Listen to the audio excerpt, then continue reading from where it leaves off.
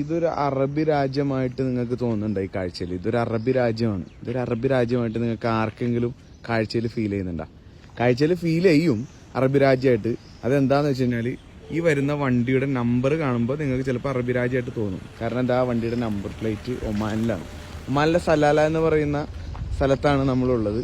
അച്ചാബുക്കാട് കൂടെ ഫ്ലൈസ് ചെയ്യാനുള്ള അച്ചാബുക്ക ഇത് ആരുടെ ഖബർസ്ഥാനാണ്? അതൊരു പ്രത്യേകത ഉണ്ടല്ലോ. ഇത് നമ്മളെ കൊടുങ്ങല്ലൂരിലെ, കേരളത്തിൽ നമുക്ക് എല്ലാവർക്കും അറിയാം, കൊടുങ്ങല്ലൂരിലെ പ്രശസ്തമായ ചേരമാൻ പെരുമാൾ പള്ളി എല്ലാവരും കേട്ടിട്ടില്ലേ? അതെ, ആദ്യത്തെ പള്ളിയാണ്. പെരുമാളിന്റെ ഖബർസ്ഥാനാണ്. ഇവിടെ വന്നിട്ടാണ് മരണപ്പെട്ടത്. അദ്ദേഹം ഇവിടെ വന്നിട്ടാണ് മരണപ്പെട്ടിട്ടുള്ളത്. അതിന്റെ അപ്പുറത്ത് കിടക്കുന്നത് പുള്ളിയുടെ പ്രിയപ്പെട്ട ശിഷ്യന്റെ ഖബറാണെന്ന് പറയുന്നത്. അതാണ് ചേരമാൻ പെരുമാളിന്റെ ഖബർസ്ഥാൻ. തൊട്ടടുത്ത് ചേരമാൻ പെരുമാളിന്റെ ശിഷ്യന്റെ ഖബർസ്ഥാനം. ഇതിവിടെ ചെറിയ രീതിയിൽ പരിപാലിക്കുന്ന കാര്യങ്ങളൊക്കെ ഉണ്ട് അല്ലേ? അതെ ഉള്ളൂ. പാലിച്ചപ്പോൾ വേറെ പ്രത്യേകിച്ച് അത് ഗൾഫ് രാജ്യങ്ങളിൽ ഇങ്ങനെ തന്നെ, നമ്മുടെ നാട്ടിലുമാതിരി വലിയ പള്ളിയും കാര്യങ്ങളൊന്നും കെട്ടിയിട്ടൊന്നുമില്ല.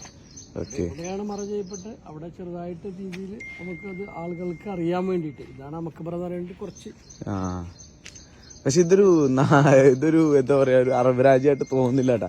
ശരിക്കും ചേരമാൻ പെരുമാൾ വന്നതിന് ശേഷമാണ് ഇവിടെ, അദ്ദേഹം ഇവിടെ മരണപ്പെട്ടതിന് ശേഷമാണ് ഈ രാജ്യം ഇങ്ങനെയായി മാറിയത് എന്നും പറയപ്പെടുന്നുണ്ട്. സലാല അതെല്ലാം ഇവിടുത്തെ ചരിത്രങ്ങളാണ്, ഐതിഹ്യങ്ങളാണ്. ഒരുപാട് അറിയുന്ന ആൾക്കാരൊക്കെ ഉണ്ടായിരിക്കും. അവർക്ക് കമന്റ് ആയിട്ട് എന്റെ അടിയിൽ ഉള്ളതാണോ എന്നുള്ളത്, ഇങ്ങനെയൊക്കെ സംഗതി ഉണ്ടോ എന്നുള്ളതൊക്കെ അന്വേഷിച്ച് പറഞ്ഞത് ഇങ്ങനെയൊക്കെ തന്നെയാണ്. അദ്ദേഹം ഇവിടെ വന്നതിന് ശേഷമാണ് സലാല കേരളം പോലെ ആയിരുന്നൊക്കെ പറയപ്പെടുന്നു. ഇതിന്റെ സത്യസ്ഥിതി നിജസ്ഥിതി ഒന്നും അറിയില്ല, ഐതിഹ്യമാണ്. ഇപ്പൊ നമ്മുടെ ചേരമാൻ പെരുമാളിന്റെ ഖബർസ്ഥാൻ കാണാൻ വേണ്ടിട്ട് പാകിസ്ഥാനിൽ നിന്നൊക്കെ ആളുകൾ വന്നിട്ടുണ്ട്.